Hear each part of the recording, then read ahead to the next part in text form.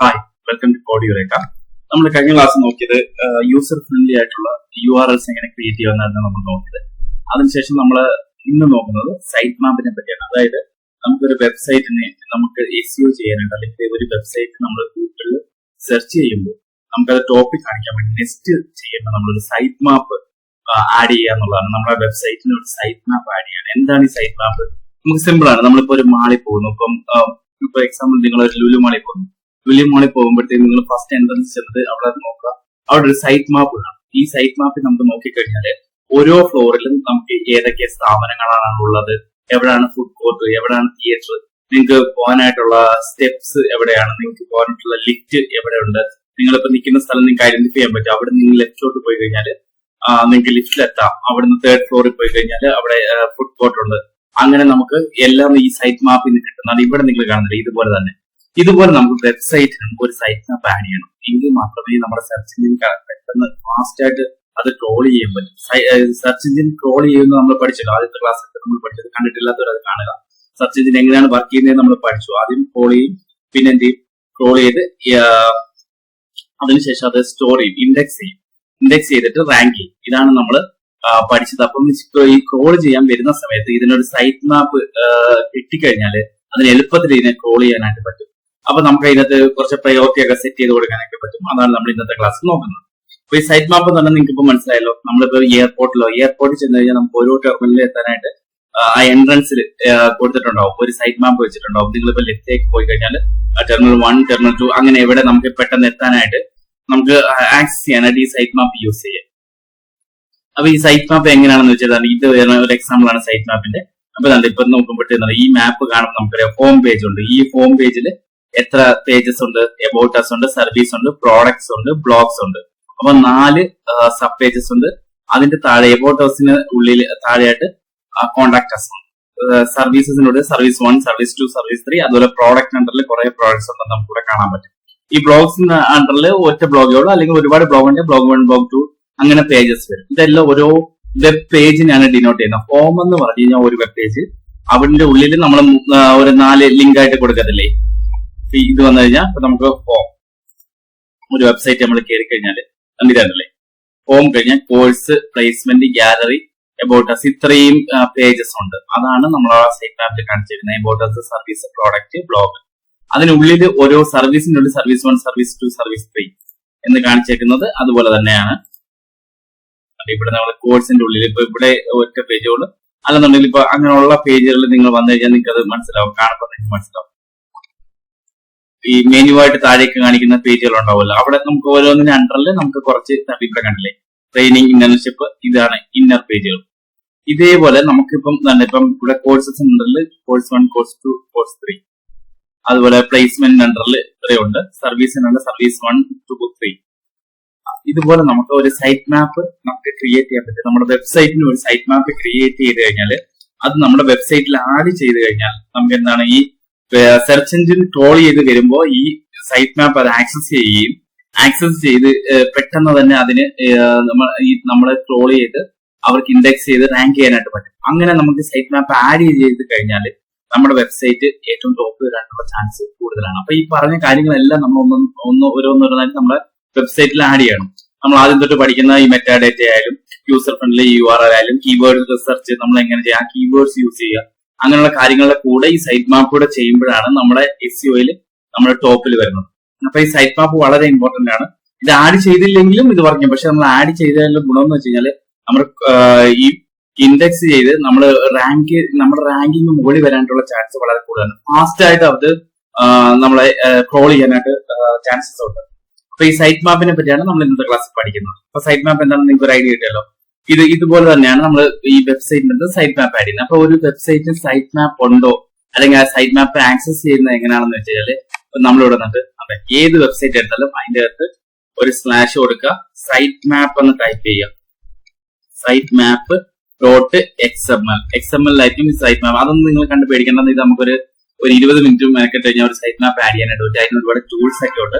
അത് വഴി ജനറേറ്റ് ചെയ്ത് നമുക്ക് ആഡ് ചെയ്യാനായിട്ട് പറ്റും. അതൊക്കെ നമ്മൾ നോക്കുന്നുണ്ട്. ഇനി വരുന്ന ക്ലാസ്സിൽ അതെങ്ങനെയാണെന്ന് നമുക്ക് നോക്കാം. അപ്പൊ നിങ്ങളൊരു സൈറ്റ് മാപ്പ് ഒരു വെബ്സൈറ്റിന് ഉണ്ടോ എന്ന് അറിയാൻ വേണ്ടിയിട്ട് ഈ സൈറ്റ് മാപ്പ് .xml എന്ന് കൊടുത്താൽ മതി. അപ്പൊ അത് ഓട്ടോമാറ്റിക് ആ സൈറ്റ് മാപ്പ് ലോഡ് ചെയ്യും. ഒന്നുകൂടെ കാണിച്ചു തരാം. ഇവിടെ വരിക, ഒരു സ്ലാഷ് കൊടുക്കുക, സൈറ്റ് മാപ്പ് എന്ന് ടൈപ്പ് ചെയ്യുക, .xml എന്ന് കൊടുത്തിട്ട് എൻ്റർ ചെയ്യുക. എൻ്റർ ചെയ്യുമ്പോൾ ആ സൈറ്റ് മാപ്പ്, ഈ വെബ്സൈറ്റിന്റെ സൈറ്റ് മാപ്പ് ലോഡായി. അപ്പൊ ഇതിന്റെ അകത്ത് എന്തൊക്കെ ഇൻഫർമേഷൻ ഉള്ളത്? ഇതാണ് ഇവിടെ ഓരോ പേജും ഉണ്ട് കേട്ടോ, പേജസ് ഉണ്ട്. ഈ പേജ് 1, പേജ് 2, പേജ് 3. അതിനുശേഷം ഇത് ലാസ്റ്റ് മോഡിഫൈ ചെയ്ത് എപ്പോഴാണെന്ന് വരെ ഈ സൈറ്റ് മാപ്പിലുണ്ട്. അപ്പൊ ഇത് സ്ക്രോൾ ചെയ്യാനായിട്ട് നമ്മുടെ ഈ സെർച്ച് എഞ്ചിൻ വരുമ്പോഴത്തേക്കും അതിന് ഭയങ്കര സിമ്പിൾ ആയിട്ട് നമുക്ക് ഇത് സ്ക്രോൾ ചെയ്യും. കാര്യം എന്താ, ഇതിന്റെ വെബ്സൈറ്റിന്റെ ഇതുവരെ ലാസ്റ്റ് മോഡിഫൈഡ് വരെ ഇവിടെ ഉണ്ട്.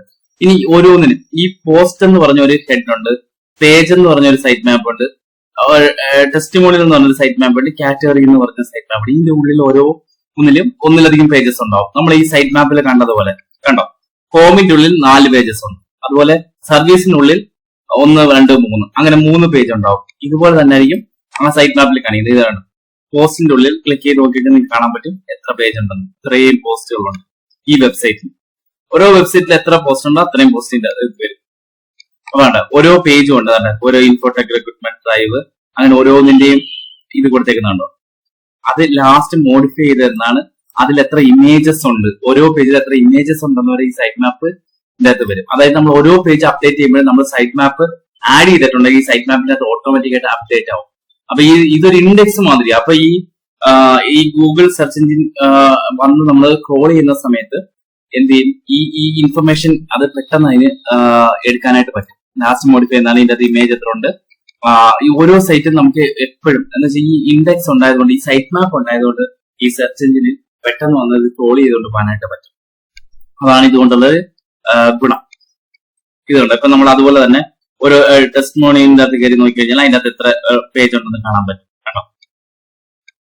അതിന്റെ അകത്തും ലാസ്റ്റ് മോഡിഫൈഡ് എപ്പോഴാണ്, ഇമേജസ് എത്ര എണ്ണം ഉണ്ട്, അതെല്ലാം അതിന്റെ അകത്ത് ലോഡ് ആയിട്ടിരിക്കും. സൈറ്റ് മാപ്പ് അങ്ങനെ ഡിഫറെന്റ് രീതിയിൽ നമുക്ക് ഡിഫറെന്റ് ഫോർമാറ്റിൽ നമുക്ക് ക്രിയേറ്റ് ചെയ്യാനായിട്ട് പറ്റും. വേറൊരു വെബ്സൈറ്റ് എടുത്തിട്ട് നമുക്ക് അതിന്റെ ഒരു സൈറ്റ് മാപ്പ് നോക്കി കഴിഞ്ഞാൽ അത് വേറൊരു ഫോർമാറ്റിലായിരിക്കും.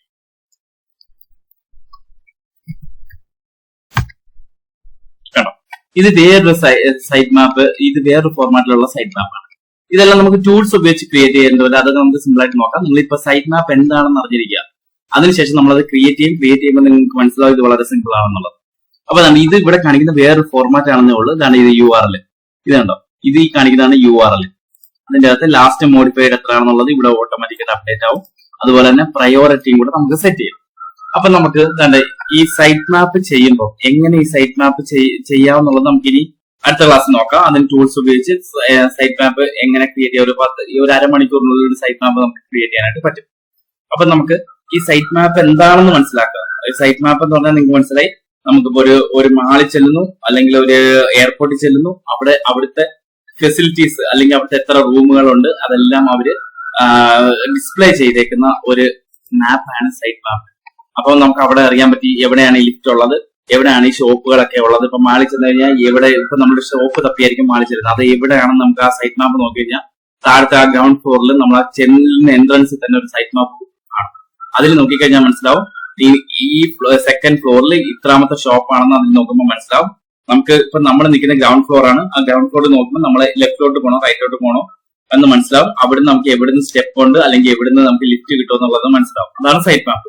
ഇതുപോലെ തന്നെ നമ്മുടെ വെബ്സൈറ്റിനും ഒരു സൈറ്റ് മാപ്പ് ക്രിയേറ്റ് ചെയ്ത് നമ്മുടെ വെബ്സൈറ്റിൽ ഇന്റഗ്രേറ്റ് ചെയ്യുന്നതിനാണ് വെബ്സൈറ്റിന്റെ സൈറ്റ് മാപ്പ് എന്ന് പറയുന്നത്. അത് എങ്ങനെയാണ് അതിന്റെ ഒരു ഇത് നിങ്ങൾക്ക് മനസ്സിലാക്കുക, സ്ട്രക്ചർ മനസ്സിലാക്കുക എന്നുള്ളതാണ് ഇന്നത്തെ ക്ലാസ് ഉദ്ദേശിക്കുന്നത്. ഇനി അടുത്ത ഈ സ്ട്രക്ചർ ആദ്യം നിങ്ങൾ മനസ്സിലാക്കി. സൈറ്റ് മാപ്പിന്റെ സ്ട്രക്ചർ പല ഡിഫറെന്റ് രീതിയിൽ നമുക്ക് സൈറ്റ് മാപ്പ് ക്രിയേറ്റ് ചെയ്യാൻ പറ്റും. ഒരു എക്സാമ്പിൾ തന്നെ ഇങ്ങനെയുള്ള ഒരു സൈറ്റ് മാപ്പാണ്. ഈ സൈറ്റ് മാപ്പിൽ കാണിക്കുന്നത് എന്താണ്, അതിന്റെ അകത്ത് കാറ്റഗറി ബേസ് കാണിക്കുക, അത് ലാസ്റ്റ് മോഡിഫൈ ചെയ്യുന്നതാണ്. ഓരോ കാറ്റഗറിയിൽ നമ്മൾ ക്ലിക്ക് ചെയ്യുമ്പോൾ അതിന്റെ അകത്ത് അതിന്റെ ഡിഫറെന്റ് ആയിട്ടുള്ള ഈ പേജസ്, ആ കാറ്റഗറിയുടെ അണ്ടറിലുള്ള പേജസ് എല്ലാം കാണിക്കും. ഇനി അടുത്ത ഒരു രീതിയിലുള്ള സൈറ്റ് മാപ്പ് എന്ന് പറഞ്ഞാൽ ഈ ഒരു ഫോർമാറ്റിലുള്ള സൈറ്റ് മാപ്പാണ്. ഇതിന്റെ അകത്ത് തന്നെ ഇവിടെ URL കൊടുക്കും, ലാസ്റ്റ് മോഡിഫൈഡ്, ഇത് ഓരോരോ URL ആണ് ഈ കൊടുത്തേക്കുന്നത്. ഒരു URL ഇത്, നെക്സ്റ്റ് URL ഇത്, അങ്ങനെ കാണിക്കും കേട്ടോ. ഈ ഒരു URLന്റെ കാര്യങ്ങളാണ് ഇവിടെ കാണിക്കുന്നത്. ഇവിടെ തന്നെ URL ഏതാണെന്നുള്ളത്, ഇത് ഹോം പേജ് ആണ്. അതിനുശേഷം അത് മോഡിഫൈഡ് ചെയ്ത് ഏതാണ്, പിന്നെ കാറ്റഗറി, ഈ പ്രയോറിറ്റി കൊടുക്കാൻ പറ്റും. അപ്പൊ നമ്മൾ സൈറ്റ് മാപ്പ് നമ്മൾ ക്രിയേറ്റ് ചെയ്യുമ്പോൾ കുറച്ച് കാര്യങ്ങൾ നമ്മൾ ഒന്ന് ശ്രദ്ധിക്കണം. ഒന്നാമത്തെ ഏറ്റവും മെയിൻ ആയിട്ടുള്ള കാര്യങ്ങൾ കാര്യം എന്ന് പറഞ്ഞാൽ ഒരു പ്രയോറിറ്റി സെറ്റ് ചെയ്യുക എന്നുള്ളതാണ് പേജ്. അപ്പൊ നമ്മൾ ഈ പ്രയോറിറ്റി നമ്മൾ സെറ്റ് ചെയ്യുന്നുള്ള ഗുണം എന്താണ്? ഇപ്പം ക്രോൾ ചെയ്ത് സെർച്ച് എഞ്ചിൻ വരികയാണ്. അപ്പൊ നമ്മൾ പറയാണ് ഏറ്റവും കൂടുതൽ എന്റെ വെബ്സൈറ്റിൽ ഏറ്റവും കൂടുതൽ പ്രയോറിറ്റി ഉള്ളത് ഇന്ന പേജിലാണ്, ഹോം പേജിനാണ് എന്ന് പറഞ്ഞു കഴിഞ്ഞാല് അപ്പൊ അതെന്ത് ചെയ്യും? അത് ഫ്രീക്വന്റ് ആയിട്ട് എപ്പോഴും അത് സ്ക്രോൾ ചെയ്തുകൊണ്ടിരിക്കും. അപ്പൊ അത് ഇൻഡെക്സ് ചെയ്ത് അത് ടോപ്പ് ചെയ്യാനുള്ള ചാൻസ് കൂടുതലാണ്. അപ്പൊ പ്രയോറിറ്റി സെറ്റ് ചെയ്ത് കഴിഞ്ഞാൽ സെർച്ച് എഞ്ചിന് പണി എളുപ്പമായിരിക്കും. അതുപോലെ തന്നെ നമ്മുടെ ആ വെബ്സൈറ്റ് നമ്മൾ ഉദ്ദേശിക്കുന്ന രീതിയിൽ അതിനെ SEO ചെയ്ത് അത് ടോപ്പ് വരാനുള്ള ചാൻസ് ഉണ്ട്. ആ പേജ് ആയിരിക്കും ഏറ്റവും കൂടുതൽ നമ്മുടെ പേജുകളിൽ ഏറ്റവും കൂടുതൽ പ്രൊമോട്ട് ആവുന്ന അല്ലെങ്കിൽ ഏറ്റവും കൂടുതൽ ടോപ്പ് കാണിക്കുന്ന ചാൻസ് ഉള്ള പ്രയോറിറ്റി നമ്മൾ ഏറ്റവും കൂടുതൽ സെറ്റ് ചെയ്തേക്കുന്ന പേജിനായിരിക്കും. അപ്പൊ അതിന്റെ ഈ പ്രയോറിറ്റി നമുക്ക് സെറ്റ് ചെയ്യാന്ന് വെച്ചാൽ 0.1 to 1 ആണ്. അപ്പൊ നിങ്ങൾ പെർസെന്റേജ് എടുക്കുകയാണെങ്കിൽ 1% to 100% എന്ന് കൂട്ടിയാൽ മതി. ഏറ്റവും കുറവ് നമ്മൾ കൊടുക്കുന്ന 0.1, ഏറ്റവും കൂടുതൽ ടോപ്പ് പ്രയോറിറ്റി 1 ആണ്. മനസ്സിലായോ? അപ്പൊ ഇവിടെ നമുക്ക് നോക്കിയാൽ ഈ 1 ഉള്ളത് ഏറ്റവും ഫ്രീക്വന്റ് ആയിട്ട് അത് സ്ക്രോൾ ചെയ്തുകൊണ്ടിരിക്കും. എന്ന് വെച്ചാൽ അതിന് കുറച്ച് ഇമ്പോർട്ടൻസ് കൂടുതൽ കൊടുക്കും. നമ്മൾ 1 കൊടുത്തു കഴിഞ്ഞാൽ പിന്നെ നമ്മൾ 0.9, 0.8 അങ്ങനെ ആ പ്രയോറിറ്റി കുറച്ച് കൊടുക്കുക എന്നുള്ളതാണ് ഇതിന്റെ ഒരു ഐഡിയ. അപ്പൊ ഈ 1 കൊടുത്തു കഴിഞ്ഞാൽ ഏറ്റവും ഹയസ്റ്റ് പ്രയോറിറ്റികൾ നമ്മൾ പറയാണ്, നമ്മൾ ഈ മാപ്പ് വെച്ചിരിക്കുകയാണ് നമ്മുടെ വെബ്സൈറ്റിൽ ഏറ്റവും കൂടുതൽ പ്രയോറിറ്റി ഉള്ളത് ഈ പേജിനാണെന്നാണ് തന്നെ പറയുകയാണ്. അപ്പൊ എന്താ ഈ സെർച്ച് എഞ്ചിൻ വന്ന് ക്രോൾ ചെയ്യുമ്പോൾ അതിന് വളരെ എളുപ്പമായിരിക്കും. ഫസ്റ്റ് തന്നെ നമ്മളെ ഈ പേജ് തന്നെ ഏറ്റവും കൂടുതൽ ക്രോൾ ചെയ്യാനും അത് ഓപ്പൺ ആയിട്ട് അത് ക്രോൾ ചെയ്തുകൊണ്ടേയിരിക്കും. എക്സാമ്പിൾ നമുക്ക് ഇവിടെ നോക്കാം. ഇവര് പ്രയോറിറ്റി സെറ്റ് ചെയ്തേക്കുന്നത് ഇവരുടെ ഹോം പേജ്, ഈ ഹോം പേജിനാണ് പ്രയോറിറ്റി 1 സെറ്റ് ചെയ്തേക്കുന്നത്. പിന്നെ കണ്ടോ എബൌട്ട് എന്ന് പറഞ്ഞ പേജിന് 0.8 ആണ് അവർ പ്രയോറിറ്റി സെറ്റ് ചെയ്തേക്കുന്നത്. ഇവിടെ കണ്ടോ അവർക്ക് പ്ലേസ്മെന്റ് എന്നുള്ളതിനും 0.8, ബാക്കി എല്ലാത്തിനും അവർ 0.8 ആ കൊടുത്തേക്കുന്നത് കാണാൻ സാധിക്കും. കണ്ടോ അവരുടെ ഹോം പേജിനാണ് അവർ ഏറ്റവും കൂടുതൽ പ്രയോറിറ്റി 1 കൊടുത്തിരിക്കുന്നത്, ബാക്കിയെല്ലാം 0.8 കൊടുത്തിരിക്കുന്നതാണ്. ഇവിടെ തന്നെ 0.6 കൊടുത്തിരിക്കുന്നു. കോഴ്സ് ഡീറ്റെയിൽസിന് 0.6 കൊടുത്തിരിക്കുന്നു. അങ്ങനെ തന്നെ ഇവിടെ 6 അങ്ങനെ കൊടുത്തേക്കുന്നുണ്ടോ, പ്രയോറിറ്റി കുറച്ച് കൊടുത്തേക്കുന്നുണ്ട്. ഇവിടെ വന്നപ്പോഴത്തേക്കും മീൻ സ്റ്റാക്ക് എന്ന് പറഞ്ഞ ഇതിന് 0.5 ആണ് കൊടുത്തിരിക്കുന്നത് പ്രയോറിറ്റി. കേട്ടോ ഇങ്ങനെ നമുക്ക് പ്രയോറിറ്റി സെറ്റ് ചെയ്ത് കൊടുക്കാൻ പറ്റും. അപ്പൊ നമ്മൾ ഈ ഗൂഗിൾ വന്ന് ക്രോൾ ചെയ്യുന്ന സമയത്ത് ഏറ്റവും കൂടുതൽ പ്രയോറിറ്റി ഉള്ള ഏത് പേജാണ്? അത് ഈ ഹോം പേജാണ്. ഇവിടെ പ്രയോറിറ്റി 1 സെറ്റ് ചെയ്തേക്കും. അപ്പൊ അതെന്ത് ചെയ്യും? അത് കൂടുതൽ ഇമ്പോർട്ടൻസ് അതിനെ കൊടുക്കും ഈ നമ്മുടെ ഈ സെർച്ച് എഞ്ചിൻ. എന്നിട്ട് അത് ഇൻഡെക്സ് ചെയ്ത് റാങ്ക് ചെയ്യും. അപ്പൊ അത് ഏറ്റവും ടോപ്പിൽ ഏറ്റവും കൂടുതൽ പ്രയോറിറ്റിയിൽ ആ പേജ് ആയിരിക്കും കാണിക്കുന്നത്.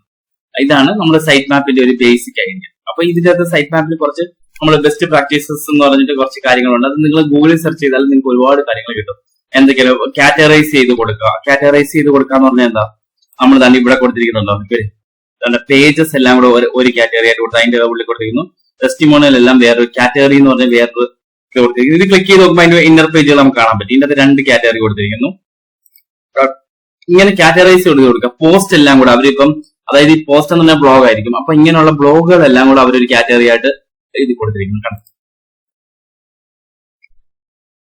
ഇതിന്റെ അകത്ത് നമ്മൾ ഈ ടോപ്പിക് കാണിക്കുന്ന ഇൻഫർമേഷൻ കാണിക്കും. കേട്ടോ ഈ പിന്നെ കാറ്റഗറിക്കകത്ത് നമ്മൾ എത്ര എണ്ണം കൊടുത്തിരിക്കുന്നു? ഈ സൈറ്റ് മാപ്പിൽ 27 URLs ഇൻഫർമേഷൻ കൊടുത്തിട്ടുണ്ട്. ഇതൊരു 2000 വരെയൊക്കെ നമുക്ക് ഒരെണ്ണത്തിൽ കൊടുക്കാൻ പറ്റും. അത് കഴിഞ്ഞാൽ വീണ്ടും ഒരെണ്ണം ക്രിയേറ്റ് ചെയ്യാം. അത്രേ ഉള്ളൂ. എത്ര വേണമെങ്കിലും നമുക്ക് ഇങ്ങനെ ക്രിയേറ്റ് ചെയ്യാൻ നോ പ്രോബ്ലം. അപ്പൊ ഇതിന്റെ അകത്ത് 27 എണ്ണം കൊടുത്തെങ്കിൽ ഈ ഇൻഫർമേഷൻ ഇതിന്റെ മുകളിൽ തന്നെ കൊടുത്തിട്ടുണ്ട് 27 URLs ഉണ്ടെന്നുള്ളത്. ഇത് ഓട്ടോമാറ്റിക് അപ്ഡേറ്റ് ആയിക്കൊണ്ടിരിക്കും. ഇനിയിപ്പോ നമ്മൾ ഒരു സൈറ്റ് മാപ്പ് ക്രിയേറ്റ് ചെയ്ത് നമ്മുടെ വെബ്സൈറ്റിന്റെ ഏതെങ്കിലും ഒരു പേജിൽ പോയി നമ്മൾ എഡിറ്റ് ചെയ്യോ എന്തെങ്കിലും ചെയ്ത് കഴിഞ്ഞാൽ ഓട്ടോമാറ്റിക് ആയിട്ട് ഈ സൈറ്റ് മാപ്പിൽ ഓട്ടോമാറ്റിക് അപ്ഡേറ്റ് ആവും. ഇത് XML ആയിട്ടാണ് നമ്മൾ ക്രിയേറ്റ് ചെയ്യുന്നത്. അപ്പൊ ഇത് എങ്ങനെ ക്രിയേറ്റ് ചെയ്യാം, അതുപോലെ തന്നെ നമ്മൾ അതിന് ടൂൾസ് ഉണ്ട്. ടൂൾസ് ഉപയോഗിച്ച് എങ്ങനെ ക്രിയേറ്റ് ചെയ്യാന്നൊക്കെ നമ്മൾ നെക്സ്റ്റ് ക്ലാസ്സിൽ പഠിക്കും. പിന്നെ കാറ്റഗറൈസ് ചെയ്യുക എന്നുള്ളതാണ് അടുത്ത ഒരു ബെസ്റ്റ് പ്രാക്ടീസ്. പിന്നെ ഉള്ളത് സൈറ്റ് മാപ്പ് ടൂൾ യൂസ് ചെയ്യുക. അതാകുമ്പോഴത്തേക്കും നമുക്ക് കറക്റ്റ് ആയിട്ട് ക്രിയേറ്റ് ചെയ്യാൻ പറ്റും, എളുപ്പമായിരിക്കും. സൈറ്റ് മാപ്പ് മാനുവലി ക്രിയേറ്റ് ചെയ്യാം. സൈറ്റ് മാപ്പ് ടൂൾ യൂസ് ചെയ്ത് കഴിഞ്ഞാൽ വളരെ പെട്ടെന്ന് തന്നെ നമുക്ക് ഇത് ഫാസ്റ്റ് ആയിട്ട് ക്രിയേറ്റ് ചെയ്യാൻ പറ്റും. ഫാസ്റ്റ് ഇൻഡെക്സേഷൻ ആവും. അപ്പോൾ പിന്നെ ഒരു മിനിമം സൈസ് ക്രിയേറ്റ് ചെയ്യുക. അപ്പൊ നമ്മൾ ടൂൾ ഉപയോഗിച്ചിട്ടുണ്ടെങ്കിൽ സ്റ്റാൻഡേർഡ് സൈസിലായിരിക്കും വരുന്നത്. അപ്പൊ വലിയ കുഴപ്പമൊന്നും വരുന്നില്ല. പിന്നെ സിമ്പിൾ പേജ് നെയിംസ് യൂസ് ചെയ്യുക. URLs അത് നമ്മൾ ഓൾറെഡി പഠിച്ചതാണ്. നമ്മൾ URLs നമ്മൾ യൂസ് ചെയ്യുമ്പോഴത്തേക്കും യൂസർ ഫ്രണ്ട്ലി URL യൂസ് ചെയ്യണമെന്നും അത് നമ്മൾ കീവേഡ് യൂസ് ചെയ്തിട്ട് നമ്മുടെ റിലവന്റ് ആയിട്ടുള്ള കീവേഡ്സ് URL യൂസ് ചെയ്യണമെന്നൊക്കെ നമ്മൾ പ്രാക്ടീസ് ക്ലാസ് പഠിച്ചാണ്. നിങ്ങൾ അതൊക്കെ റിവേഴ്സ് ചെയ്യാം. അപ്പൊ ഇത്രയും കാര്യങ്ങളാണ് നമ്മൾ ഇന്ന് പഠിച്ചത്. ഇന്ന് പഠിച്ചത് എന്താണ്? നമ്മൾ സൈറ്റ് മാപ്പ് എന്താണ്, സൈറ്റ് മാപ്പിന്റെ ഇമ്പോർട്ടൻസ് ആണ് നമ്മൾ ഇന്ന് നോക്കിയത്. ഈ സൈറ്റ് മാപ്പ് ക്രിയേറ്റ് ചെയ്യുന്നത് നമ്മൾ ഇനി വരുന്ന ക്ലാസ്സിലാണ് പഠിക്കാൻ പോകുന്നത്. അപ്പൊ നിങ്ങൾ ഇതുമായിട്ടൊന്ന് യൂസ്ഡ് ആയിരിക്കുക. അപ്പം സൈറ്റ് മാപ്പ് എന്ന് കേൾക്കുമ്പോഴത്തേക്കും നിങ്ങൾ യൂസ്ഡ് ആണെങ്കിൽ നമുക്ക് അതൊക്കെ എങ്ങനെ ക്രിയേറ്റ് ചെയ്യാന്ന് വെച്ചാൽ കുറെ സൈറ്റ് മാപ്പുകൾ ചെക്ക് ചെയ്യാം. അപ്പൊ ചില വെബ്സൈറ്റിനൊക്കെ നമുക്ക് ഈ സൈറ്റ് മാപ്പ് ഹൈഡ് ചെയ്ത് വെക്കാനുള്ള ഓപ്ഷൻ ഉണ്ട്. ചില വെബ്സൈറ്റ് നിങ്ങൾ ഇപ്പൊ എടുത്തു കഴിഞ്ഞാൽ സൈറ്റ് മാപ്പ് കാണാൻ സാധിക്കത്തില്ല. ഇതിനൊക്കെ സൈറ്റ് മാപ്പ് ഉണ്ടാകും. ഓക്കെ, ഇതിന് സൈറ്റ് മാപ്പ് ഉണ്ട്. ഫോർ എക്സാമ്പിൾ നമ്മള് ഫ്ലിപ്കാർട്ട്